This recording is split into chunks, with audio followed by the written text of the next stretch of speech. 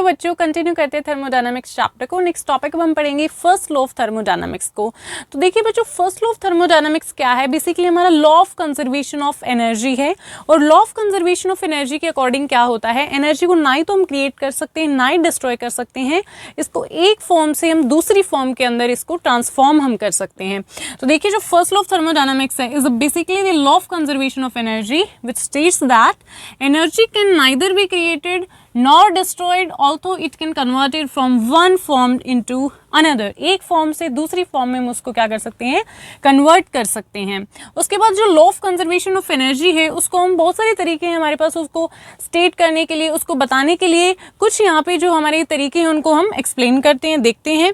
तो देखिए फर्स्ट आता है इसके अंदर जो टोटल एनर्जी है हमारी आइसोलेटेड सिस्टम की, मतलब सिस्टम प्लस सराउंडिंग, ठीक है। जो आइसोलेटेड सिस्टम है उसकी कांस्टेंट रहती है, ठीक है, सिर्फ वो चेंज होगी एक फॉर्म से दूसरी फॉर्म के अंदर। नेक्स्ट बच्चों जब एक सर्टेन अमाउंट की जो एनर्जी है फॉर्म की कंज्यूम होती है, तो जितनी कंज्यूम हुई है एग्जैक्टली उतनी ही अमाउंट के अंदर जो एनर्जी होती है दूसरी फॉर्म के अंदर वो क्या होगी, प्रोड्यूस होगी। ऑलराइट, उसके बाद है it is impossible to construct a perpetual motion machine.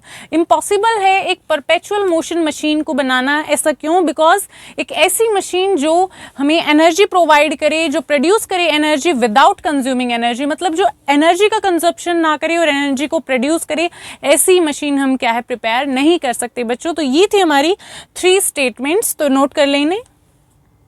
Next अब हम करते हैं बच्चों मैथमेटिकल एक्सप्रेशन फर्स्ट लॉ का। तो देखिए यहाँ पे हम सपोज करते हैं सिस्टम जिसके इनिशियल स्टेट क्या है हमारी फर्स्ट एंड फाइनल स्टेट क्या है हमारी यहाँ पे सेकंड, और U1 U2 क्या है हमारी इंटरनल एनर्जीज हैं। स्टेट फर्स्ट के अंदर क्या है internal energy U1 and state second में इंटरनल एनर्जी क्या है हमारी U2, ठीक है।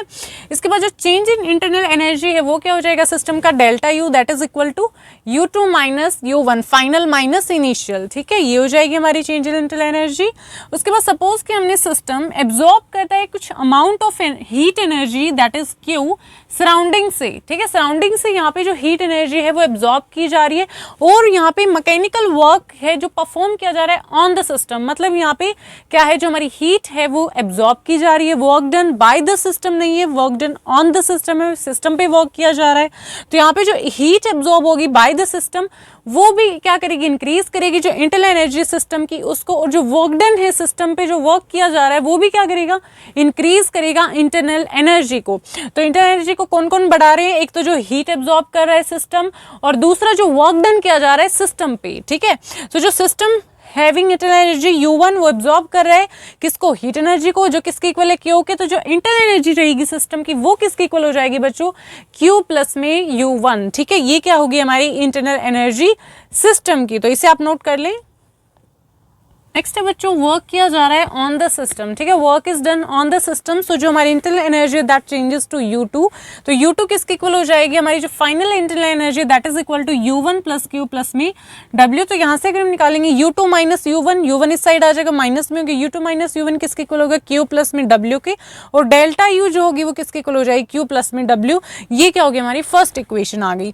तो यहाँ से हमें क्या पता चला, जो चेंज इन इंटरनल एनर्जी है that is equal to heat absorb plus में work done on the system. ये क्या हमारी चेंज इन इंटरनल एनर्जी है, ये क्या हीट एब्जॉर्ब, और ये क्या W that is work done on the system. इसके इक्वल हो जाएगी चेंज इन इंटरनल एनर्जी। और इक्वेशन फर्स्ट जो है यहाँ पे हमारी मैथमेटिकल इक्वेशन है बच्चों। मैथमेटिकल ये क्या है हमारी स्टेटमेंट है फर्स्ट लॉ ऑफ थर्मोडायनामिक्स की, ठीक है।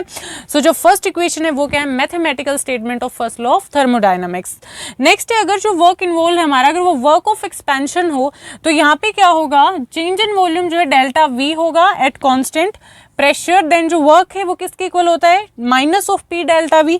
तो यहाँ पे अगर हम इक्वेशन फर्स्ट में इस चीज को रखते हैं तो क्या हो जाएगा, delta U that is equal to Q, और यहाँ पे क्या है W की वैल्यू यहाँ रख देंगे तो माइनस P डेल्टा V हो जाएगा। तो यहाँ से क्या आ गया, Q is equal to delta U plus में P डेल्टा V हो जाएगा। और अगर स्मॉल चेंज है तो उसके लिए del Q is equal to DU plus में P dV। ये हमारी इक्वेशन आ जाएगी, नोट कर ले आप इसे। नेक्स्ट हम पढ़ते हैं बच्चों कुछ स्पेशल फॉर्म्स है फर्स्ट लॉ ऑफ थर्मोडायनामिक्स की उनको। तो देखिए फर्स्ट है यहाँ पे for a cyclic process returning to its original state, यहाँ पे क्या हमारे पास साइक्लिक प्रोसेस है। और for a process involving isothermal expansion, मतलब यहाँ पे क्या हो रहा है हमारा आइसोथर्मली एक्सपेंशन हो रहा है, आइडियल गैस का एक्सपैंड हो रही है गैस, और कैसे आइसोथर्मली मतलब टेम्परेचर यहाँ पे कांस्टेंट है, तो जो change in internal energy that is equal to zero, वो क्या हो गया जीरो हो गया। तो डेल्टा यू क्या है यहाँ पे जीरो है, तो क्यू प्लस में डब्ल्यू, तो क्या हो जाएगा हमारा Q is equal to minus of W. इसका मतलब क्या है कि जो वर्क डन किया जा रहा है बाय द गैस वो किसके इक्वल है, एग्जैक्टली इक्वल है वो हीट एब्जॉर्ब की।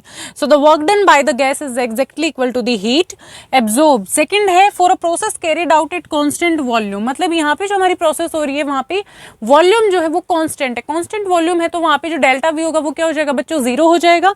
सो डेल्टा वी क्या है हमारा जीरो है, और डब्ल्यू हमें पता है किसके इक्वल होता है, पी डेल्टा वी के इक्वल होता है।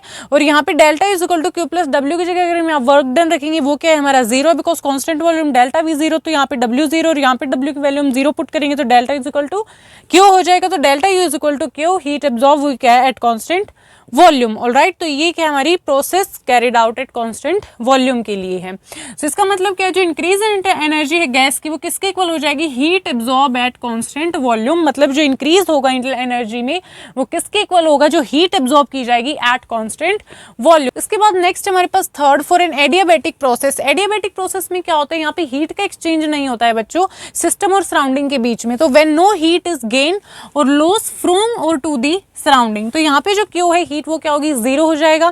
सो डेल्टा इज इक्वल टू क्या होता है क्यू प्लस में डब्ल्यू, और क्यू यहाँ पे क्या है जीरो, तो डेल्टा यू किसके इक्वल आ जाएगा हमारा वर्क डन क्या आ जाएगा, delta U is equal to W. यहाँ पे जो इंक्रीज होगा इंटरनल एनर्जी में वो किसके इक्वल होगा, work done on the system.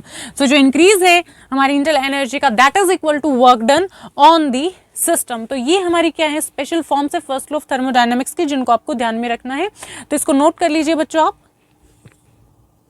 इस वीडियो में इतना ही करते हैं, यहाँ तक आपको कोई भी डाउट आए बच्चों कमेंट बॉक्स में कमेंट करना। मिलते हैं नेक्स्ट वीडियो में।